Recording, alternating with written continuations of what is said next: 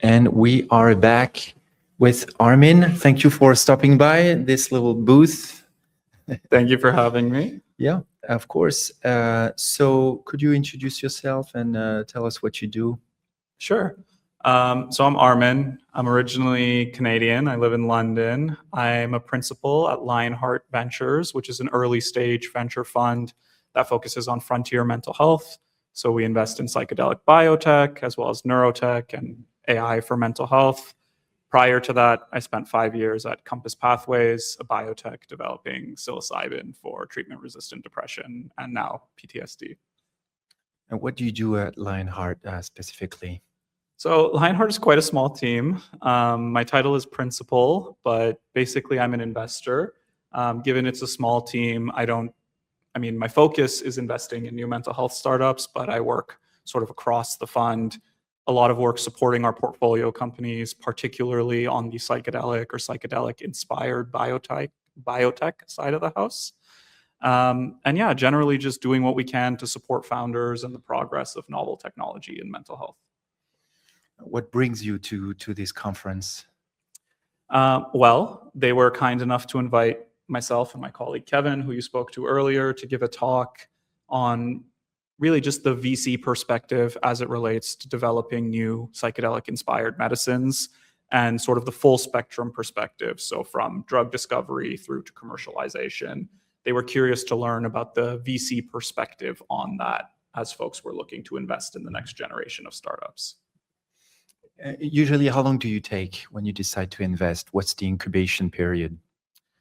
Well, I mean, you'll hear this a lot from me, but it really depends. Generally, most companies at this earlier stage, the rounds typically take somewhere between 1 to 3 months to come together.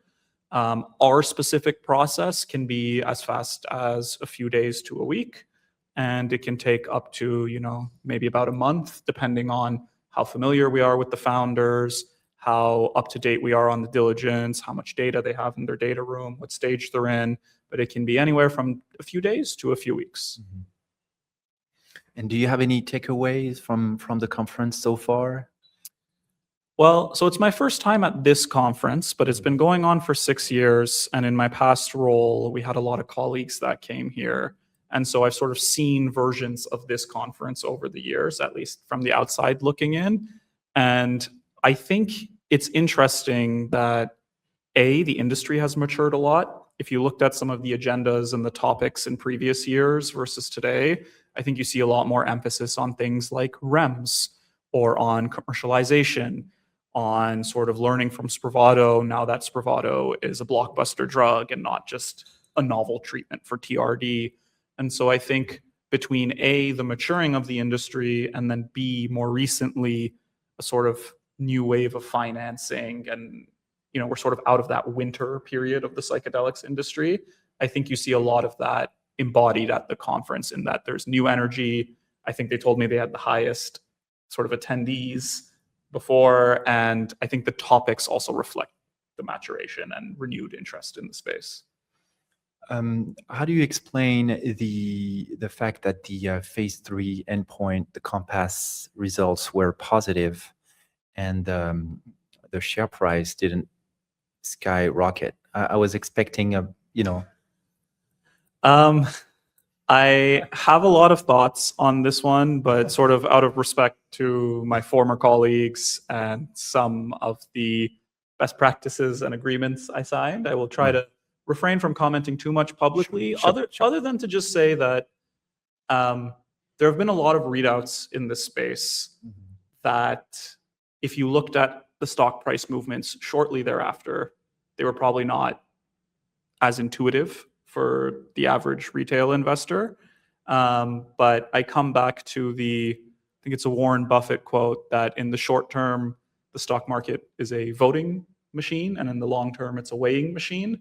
And so I think I don't read too much into stock price movements in the short term. I think with a lot of these programs and compounds, the value will be realized over time, whether it's negative value or positive. I think the signal a few weeks after is not so useful. And I think you can look at the first sort of phase 3 data from Compass and what happened the next day, and then where the stock went over the next 6 months. They're quite different.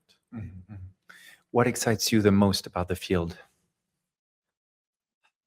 I think what's most exciting about the psychedelics field is, I mean, obviously there's things that are unique to the compounds and the paradigm that are exciting. But I actually just think, taking a step back, it's exciting to see renewed interest in psychiatry. I joined Compass back in the day and broadly the field because I was interested in mental health, and I have a family history. My parents are refugees from Iran. PTSD and mental health conditions are prevalent throughout those contexts. And there just hasn't been a lot of innovation on that front, whether it's TRD, PTSD, Parkinson's, other CNS indications. You saw a lot of pharma stepping away from that over the years. And I think psychedelics are interesting in and of themselves, but they're also particularly interesting in that they've sparked renewed interest in what is, I think, one of the most important things humanity can be working on, which is trying to solve the mental health crisis. Great. Thank you so much, Armin, for dropping by, for your insights, and enjoy the rest of the conference. Thank you. It was a pleasure. Thank you.